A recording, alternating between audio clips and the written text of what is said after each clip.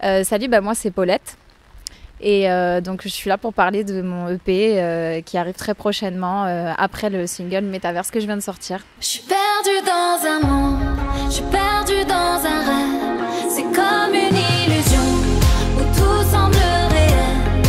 Perdue dans ce monde, perdue dans la foule. Mais quand j'ouvre les yeux, je ne vois plus personne. Alors j'ai choisi la musique parce que c'est venu assez naturellement. Je chante depuis toute petite. J'ai toujours aimé l'art en général. J'ai fait de la danse, j'ai fait du violon, j'ai fait du théâtre. Vraiment j'ai touché un petit peu à tout. Et en fait j'ai toujours chanté depuis toujours. Et j'avais envie, j'aimais beaucoup, j'étais littéraire, j'aimais beaucoup écrire. Et je trouvais que la poésie c'était cool, mais c'était pas trop mon délire non plus, c'était trop littéraire peut-être, pas assez foufou. Et donc j'ai choisi la musique parce que je trouvais que c'était la meilleure façon pour moi de m'exprimer et de dire ce que j'avais à dire, ce que j'avais envie de partager avec les gens. C'était le meilleur art en fait, c'était l'art qui me correspondait le mieux par rapport à ma personnalité. Oui, c'est vrai que au-delà de la musique, j'aime beaucoup, comme je t'ai dit, tous les arts. J'aime beaucoup le cinéma, je suis très cinéphile et justement beaucoup de films m'ont inspiré des chansons. Même si la vie en général aussi, les gens dans la rue m'inspirent des thèmes et ma vie aussi, un petit peu romancée par moments. Mais c'est vrai que j'aime beaucoup aussi tout ce qui touche au visuel, mais sans que ça soit trop superficiel. J'aime bien faire passer des messages dans tout ce que je fais et que ce soit dans l'écriture de mes chansons ou dans la manière de les représenter visuellement. J'aime ça, j'aime beaucoup le cinéma et c'est vrai que j'ai pas eu peut-être l'opportunité d'être actrice ou je ne sais pas, mais j'aime bien m'exprimer comme ça aussi. Donc on va dire que je me sers de la musique aussi pour exprimer mes autres talents et mes autres envies artistiques. Voilà, ce qui touche au visuel, je trouve que c'est hyper important. Aujourd'hui, pour moi, ça l'a toujours été. Et pour moi, un artiste, c'est pas juste quelqu'un qui écrit des chansons ou qui chante, c'est aussi tout ce qu'il peut apporter autour et tout le message qu'il peut apporter grâce à un visuel, à une pochette, à un texte, à une musique, vraiment à tout. Ouais, je pense que ce que tu me dis, c'est assez moi en fait. Je suis quelqu'un qui a les pieds sur terre, mais en même temps, je suis très rêveuse. Et j'aime bien parler des sujets vraiment comme moi je les ressens. Et je pense qu'on est tous dans cette optique-là, en fait. On est tous très rêveurs, je pense au fond. Et en fait, le fait de parler de tout ça en gardant les pieds sur terre, mais en gardant une part d'imaginaire et une part artistique, je trouve que c'est hyper important. Maintenant, j'espère que le message passe bien, mais visiblement oui, de ce que tu me dis, donc ça fait plaisir. J'essaie d'être le plus vrai possible en fait dans ce que je fais.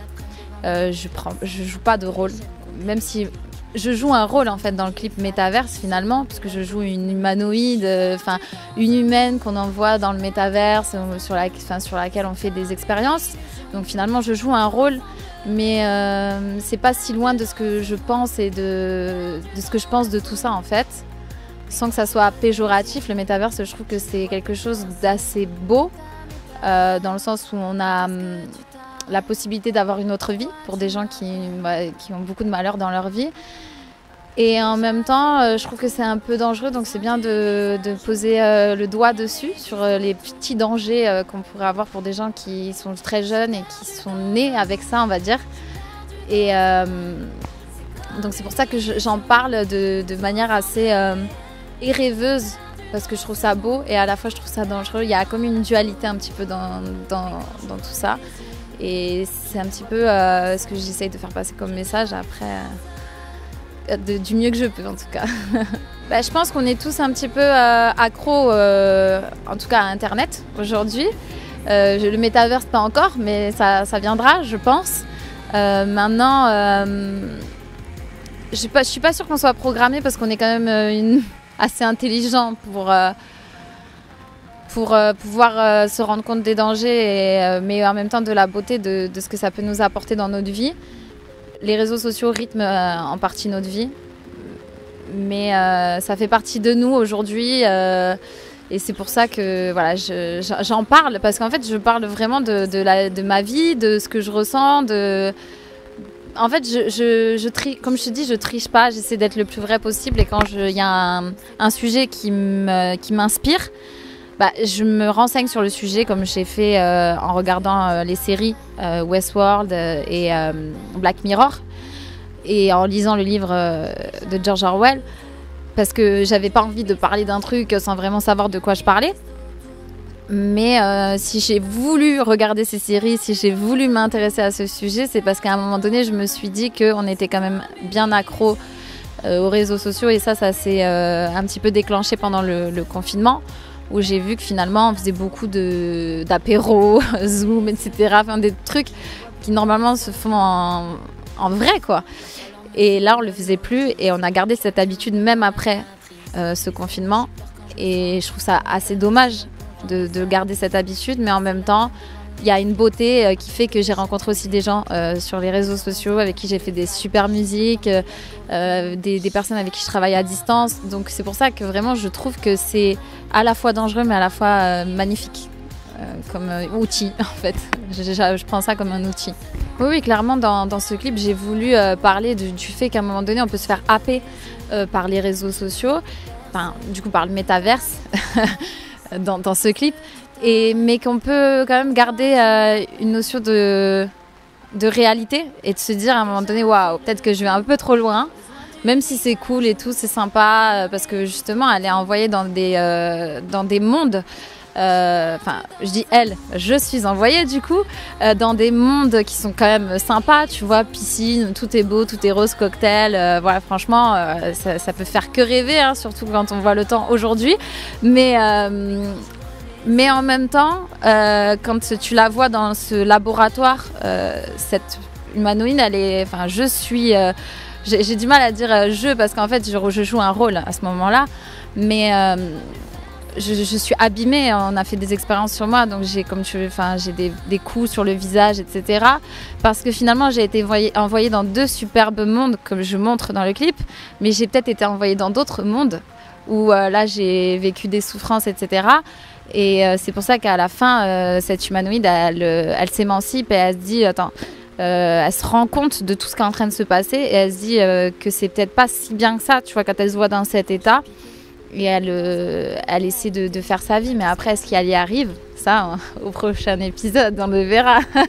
Est-ce qu'elle y arrive vraiment? Est-ce qu'elle s'est émancipée, ou est-ce que c'est une autre histoire dans laquelle on l'a envoyée? Et ça, c'est pour ça que j'ai laissé un petit peu le suspense à la fin. À la fin de ce clip, il y a 2 solutions possibles. Il y a la solution où l'humanoïde est du coup une humaine, et elle a réussi à se sortir de tout ça, et elle est plus du tout gérée par des scientifiques comme on peut le voir dans le clip de Metaverse. Et il y a la deuxième solution où on a l'impression qu'elle a réussi à s'échapper, mais en fait c'est peut-être un nouveau codage qu'on lui a ancré dans le cerveau, et en fait c'est un autre monde en fait. Et là je peux pas vraiment le dire pour la suite, c'est un petit peu voilà, sinon j'en dirais peut-être un petit peu trop, mais je sais qu'il y a une suite, en tout cas, qui va être faite par rapport à ce clip, parce que c'est ce que je voulais faire depuis le début sur mon projet. Je voulais que les chansons et l'image, donc les clips, aient un rapport, en fait, que tout s'enchaîne, qui est comme une suite, comme une mini-série, et qu'il y ait une histoire, en fait, tout autour de ça. Et du coup, la prochaine chanson, ça parlera, entre autres, de monde virtuel, de métaverse, de choses un petit peu comme ça, tout en restant aussi dans une dualité où je parle aussi de la vraie vie dedans. Mais dans l'image, il y aura cette dualité aussi pareil. Maintenant, je peux pas trop dire comment exactement, sinon je vais te raconter le clip. Et là, le problème, c'est que j'ai envie de te le raconter, mais je ne peux pas, parce que sinon, ça gâcherait la surprise.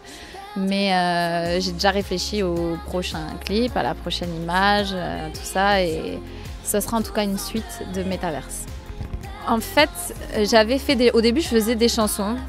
je me disais je vais faire des chansons, je vais écrire au maximum, je vais sortir ce que j'ai dans ma tête. En fait, il y a eu un petit déblocage à partir du confinement justement, où j'ai beaucoup créé. Vraiment, j'ai écrit beaucoup de chansons avec beaucoup de gens à distance et aussi toute seule à la maison. Vraiment, j'avais un home studio, je faisais beaucoup de choses. Et quand j'ai fait Metaverse, j'ai eu un petit déclic et je me suis dit les chansons elles sont cool, mais elles sont super bien, mais est-ce qu'elles sont vraiment faites pour moi? Et Metaverse, ça a été le déclic du projet. Je me suis dit, ah ouais, en fait, ça, c'est vraiment ce que j'ai envie de faire.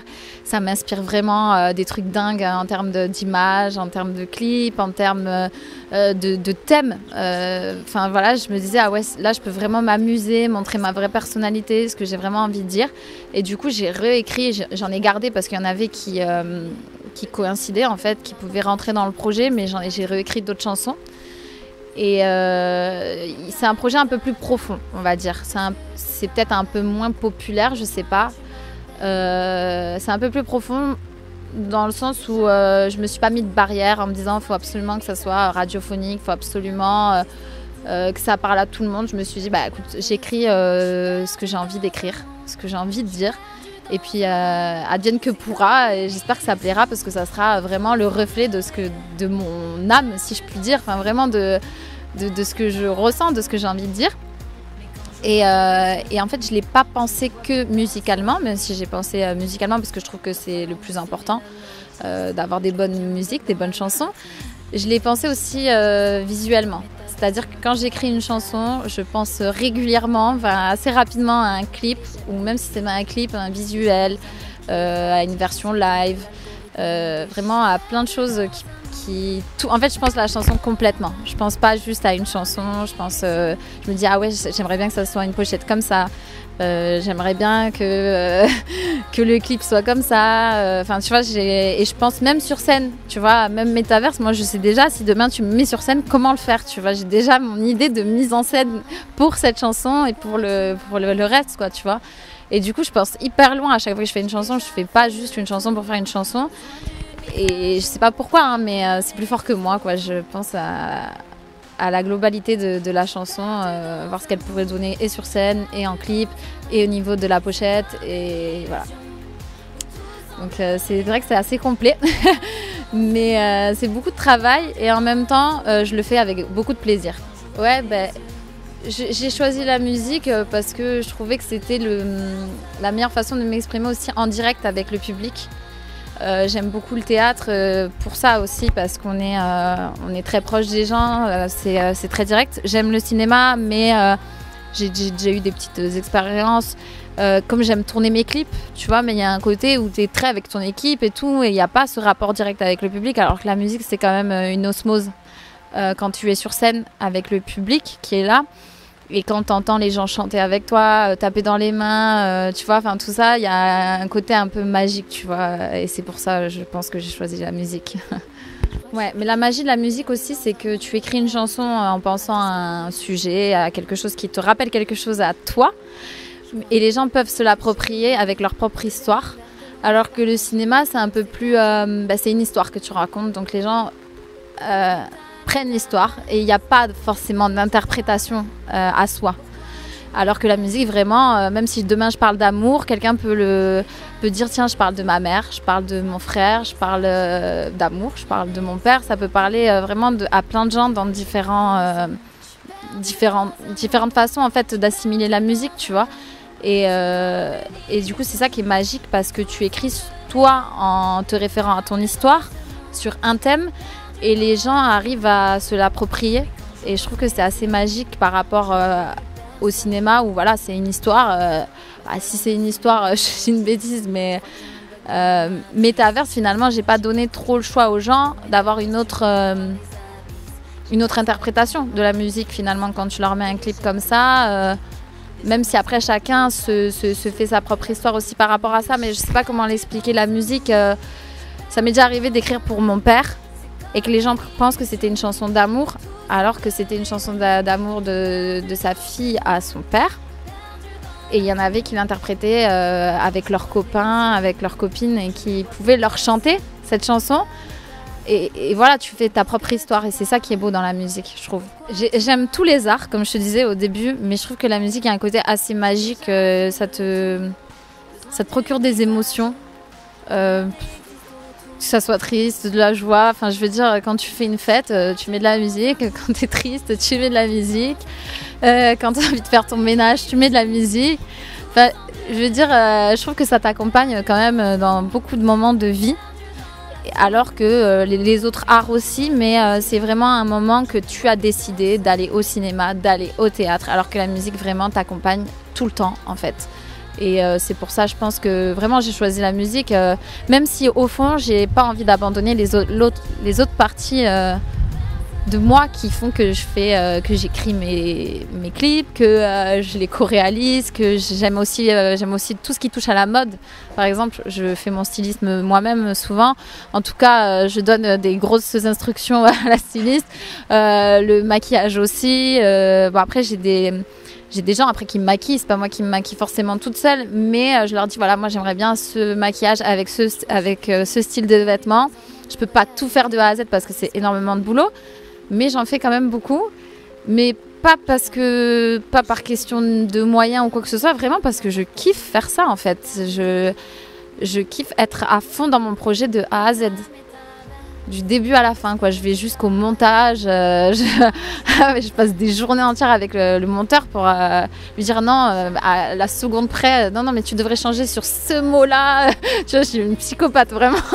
Mais bon, ça me fait kiffer. Ouais, bah c'est mes bébés et je pense que ça se ressent bien, mais je le fais pas, tu vois, de manière chiante, tu vois, avec les gens. Je sais que y a beaucoup de personnes, c'est leur métier, ils savent très bien le faire.